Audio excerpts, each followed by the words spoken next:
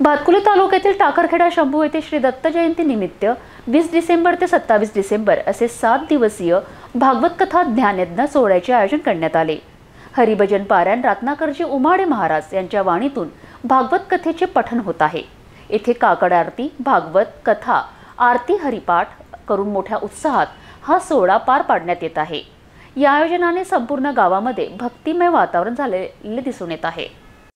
सकाळ, दुपार आणि संध्याकाळी टाळ मृदुंगाच्या आवाजासह भक्तिगीते आपल्या कानी ऐकू येत असेल तर प्रत्येकाचे घरसह गावातील वातावरण प्रसन्न राहते।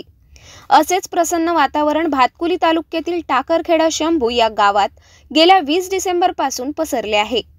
येथील गावात श्री दत्त जयंती निमित्त 20 डिसेंबर ते 27 डिसेंबर अशा 7 दिवसीय भागवत कथा ज्ञानयज्ञ सोहळ्याचे आयोजन करण्यात आले। भागवत कथा प्रवक्ते हरिभक्त पारायण रत्नाकरजी उमाडे महाराज यांच्या मधुर वाणीतून गावात भागवत कथेचे पठण होत आहे।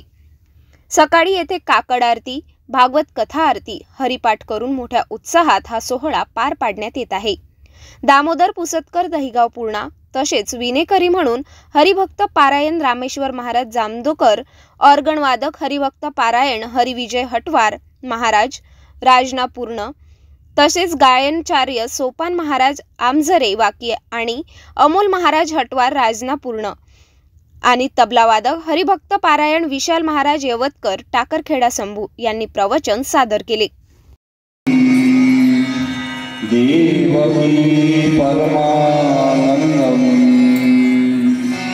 कृष्णं वंदे जगद्गुरुं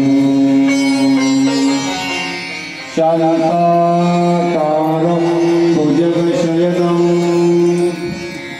पद्मनाभं सुरेशं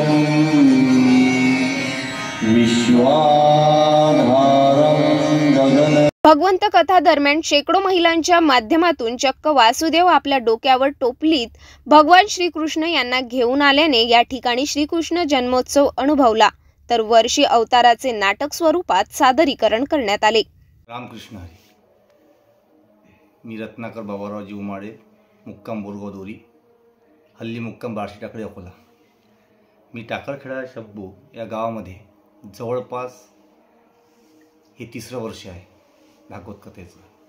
याआधी रेणुका माता संस्थान टाकरखेडा शंभू येथे माझ्या वडिलांनी म्हणजे हरिभक्त पारायण बाबारावजी उमाडे महाराज यांनी सतत 16 वर्ष या ठिकाणी भागवत कथेचं सेवा दिलेली आहे। निस्वार्थ भावनेने सेवा करून त्याचं फळ ते आज या ठिकाणी आपल्याला दिसते। त्याच्यामागचं कारण असं की 2020मध्ये माझे वडील म्हणजे उमाडे महाराज हे वैकुंठवासी झाले। त्यानंतर त्यांच्या कृपाप्रसादाने मी या ठिकाणी माता रेणुकाच्या चरणी श्रीमद भागवत कथा या ठिकाणी सेवा देत आहे। माझं हे 3रं वर्ष आहे, परंतु पहिल्या वर्षीमध्ये, त्यानंतर मागच्या वर्षामध्ये आणि या वर्षामध्ये लोकांचा भरपूर प्रतिसाद दिसत आहे। अध्यात्मामधूनही लोक एका ठिकाणी कशी येऊ शकतात याचं मूर्तिमंत उदाहरण म्हणजे टाकरखेडा शंभू या ठिकाणची असणारी ही भागवत कथा। लोक संगीताच्या माध्यमातून, गायनाच्या माध्यमातून किंवा नृत्याच्या माध्यमातून लोकांना एकत्र करता आपल्याला येऊ शकते, परंतु अध्यात्माची जोड करून त्याच्या सोबतच गायन, स्पर्धा, झाकी याचं संपूर्ण एक संघटित करून लोकांना कसं जुळवता येईल हे याचं मूर्तिमंत उदाहरण म्हणजे टाकरखेडा शंभू येथील श्रीमद भागवत कथा।